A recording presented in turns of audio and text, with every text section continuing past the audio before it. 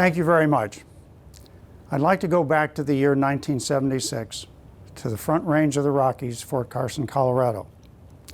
And I'd like to relate how one statement helped me change my approach to leadership.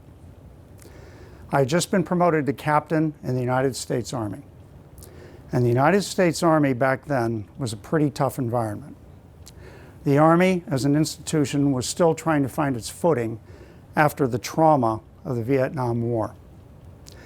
And to be a leader in the Army in those days, you had to be quite assertive.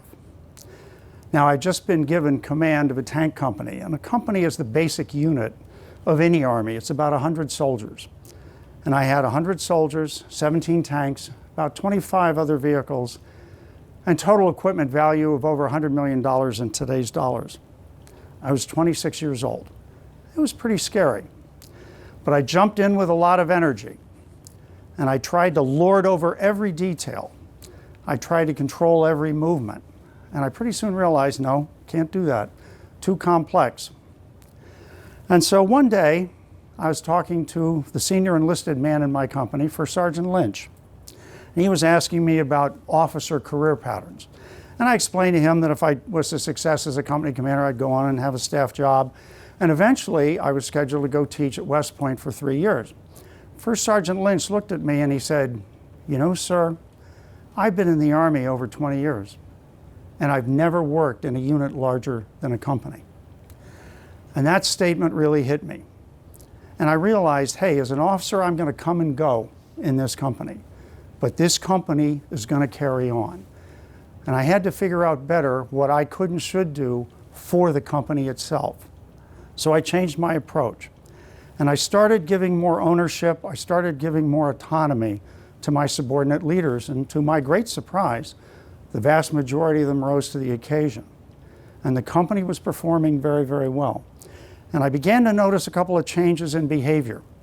First of all, I noticed that the peer pressure within the company to do a good job became stronger, and I had to intervene much more seldom. And my own role began to change as well. I was still intense, but my intensity was directed toward the parameters around which we worked. Parameters like safety and like always telling the truth in a report, whether it was good news or bad news. And I also realized I had to be more of a buffer for my company. I had to help my company and save it from the whipsawing from the higher headquarters and all their great ideas and all their changes, so my soldiers could work with better predictability and stability.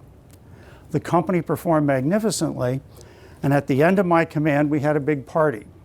And I gave a little speech, fueled by a little bit of alcohol, and I told the company that they'd done a magnificent job, sometimes because of me, sometimes in spite of me. But I learned through that great group of soldiers that as a leader, as the top person in the organization, you can't suck the oxygen out of the air for your subordinate leaders. You have to let them lead. And this company continued to perform very well long after I was gone. And I'd learned that's the imprint you want to leave as a leader. Thank you.